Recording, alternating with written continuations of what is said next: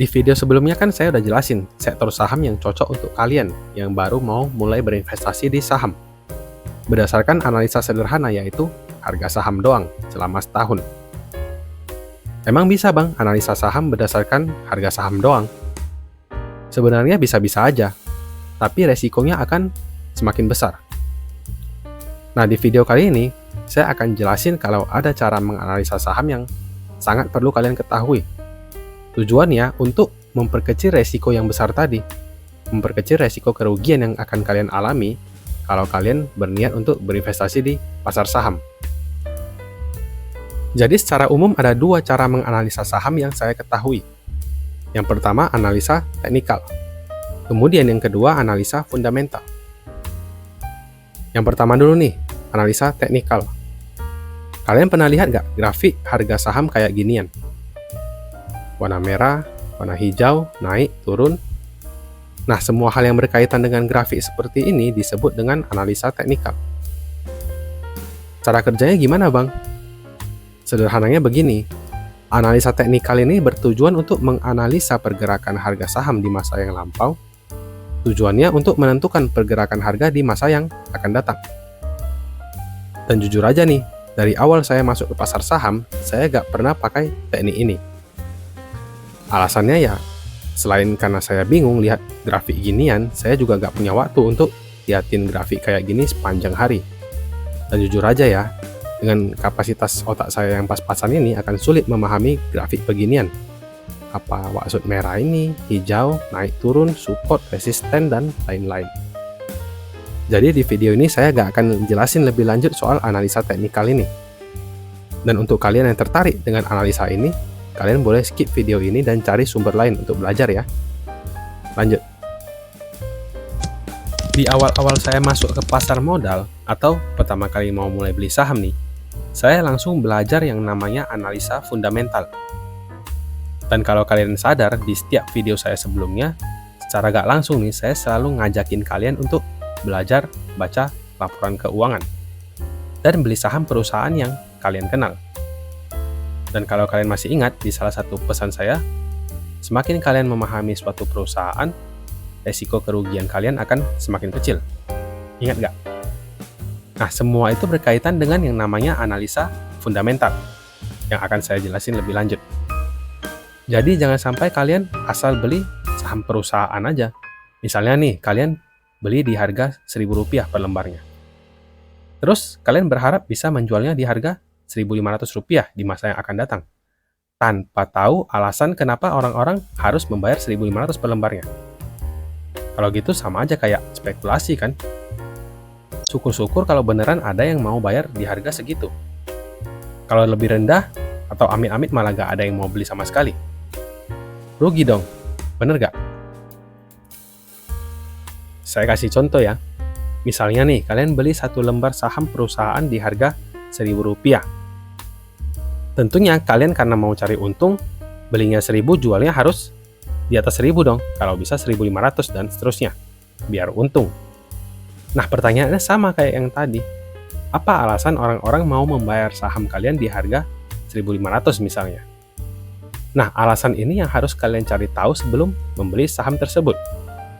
Jadi gak bisa main asal tebak aja. Cara cari tahunya gimana bang? Ya dengan analisa fundamental. Semoga kalian masih ingat kalau setiap lembaran saham yang kalian miliki itu artinya kalian memiliki perusahaan tersebut. Yang artinya ada perusahaan yang bergerak di belakangnya, perusahaan yang melakukan kegiatan usaha. Tujuannya yang jelas, cari untung. Karena itu, minimal nih, kalian harus cek kondisi keuangan perusahaannya. Apakah perusahaannya sehat atau enggak, untung atau enggak. Sederhananya begitu. Saya kasih ilustrasi begini. Misalnya, ada warung gorengan di dekat rumah kalian. Secara tampilan aja nih, kalian pasti gak bisa tahu berapa total harga warung gorengan ini seandainya mau dijual. Kan ada etalasenya, ada penggorengannya, ada kompornya, tabung gasnya, dan lain-lain. Kalau mau cari tahu gimana? Ya kalian harus cek dulu laporan keuangannya. Bener gak? Nah, sekarang kita ambil contoh. Anggap aja kalian udah cek laporan keuangannya, dan setelah ditotal-total, total kekayaan warung gorengan ini adalah 5 juta rupiah. Jadi kalian bisa ambil kesimpulan, kalau kalian mau beli warung gorengan ini, kalian harus keluarin setidaknya 5 juta rupiah kalau mau beli semuanya 100%. Kalau warung gorengan ini dipecah jadi 10 lembar saham misalnya, artinya setiap lembarnya mewakili 10% kan dari kepemilikan warung gorengan ini. Masih ingat kan cara hitung persentase ini? Jadi 5 juta dibagi 10 lembar. Artinya harga wajar dari warung gorengan ini adalah 500.000 per lembarnya. Suatu hari kalian ditawari saham warung gorengan ini. Harganya 300.000 per lembarnya. Nah, kalian yang udah punya pengetahuan mengenai harga wajar warung gorengan ini, yang seharusnya di harga 500.000, pasti bakalan bertanya-tanya dong. Kok murah ya? Cuman 300.000 doang? Alasannya kenapa ya? Apa karena warungnya rugi? Atau gorengannya nggak enak jadi nggak laku? Jadi kalian cari tahu dulu nih. Dan setelah kalian cari tahu, ternyata gorengannya enak kok. Jualannya juga laris, banyak yang beli. Jadi dengan informasi tersebut, kalian mengambil kesimpulan, perusahaan ini baik-baik aja kok. Kan gorengannya laku, tiap hari habis. Rasanya juga enak.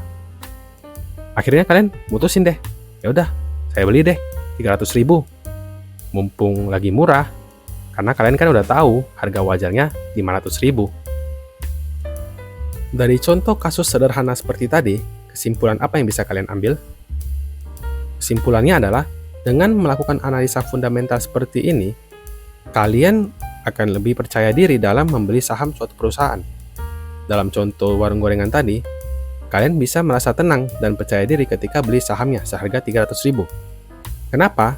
Karena kalian tahu perusahaan itu baik-baik aja, gorengannya laku, ditambah lagi, kalian tahu harga wajar dari sahamnya adalah 500.000 seharusnya.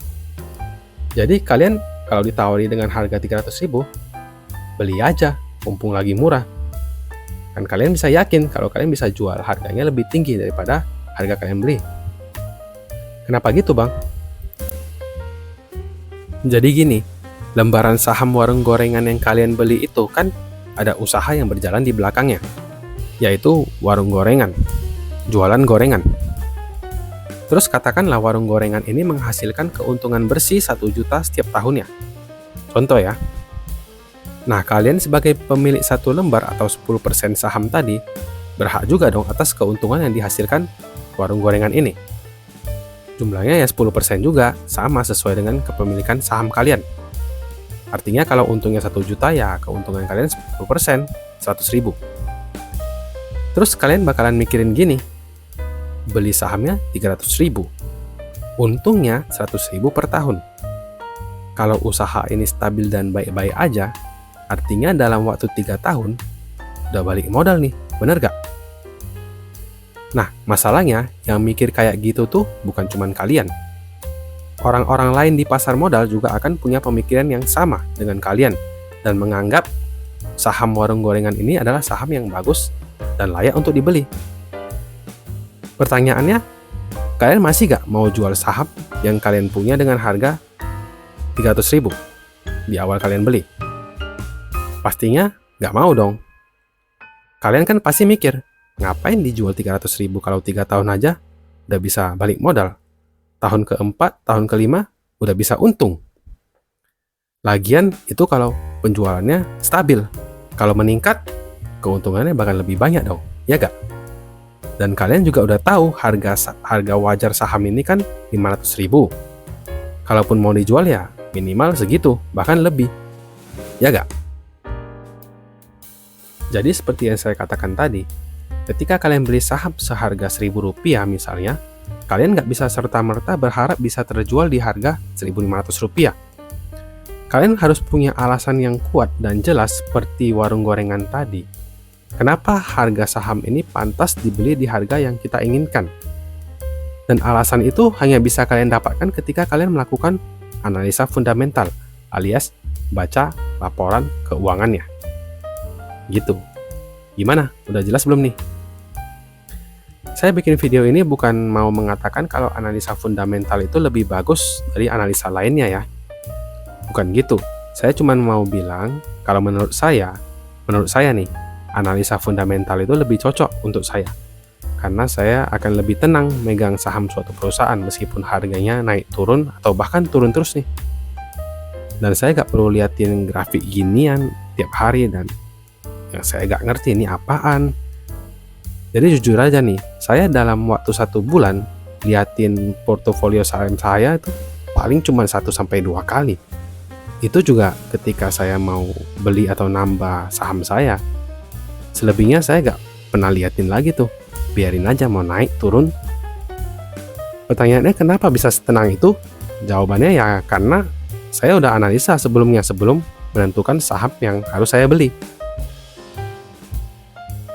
Udah deh, segitu aja. Harapan saya setelah kalian nonton video hari ini, kalian mau mulai untuk belajar baca laporan keuangan dan melakukan analisa fundamental. Atau setidaknya kalian cari tahu aja tuh keuntungan bersih perusahaan ini setiap tahunnya meningkat atau enggak. Cara bacanya gimana bang? Nanti kalau ada waktu mungkin saya akan bikinkan video khusus ngajari kalian gimana cara baca laporan keuangan dan gimana cara dapetinnya. Atau kalian boleh belajar kok dari kanal YouTube lainnya karena udah banyak kok YouTuber yang bahas tentang laporan keuangan perusahaan ini. Biasanya di akhir video kan ada pesan-pesan tuh. Nah, karena kali ini saya bingung mau ngasih pesan apa, saya cuma mau bilang kalau kalian suka video hari ini, boleh banget bantu subscribe. Biar saya makin semangat bikin video-video yang lainnya.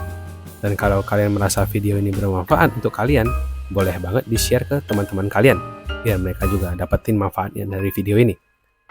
Jadi sekian video hari ini. Terima kasih udah menonton dan kita obrolin duit lagi di video selanjutnya. Makan gorengan enak kayaknya nih.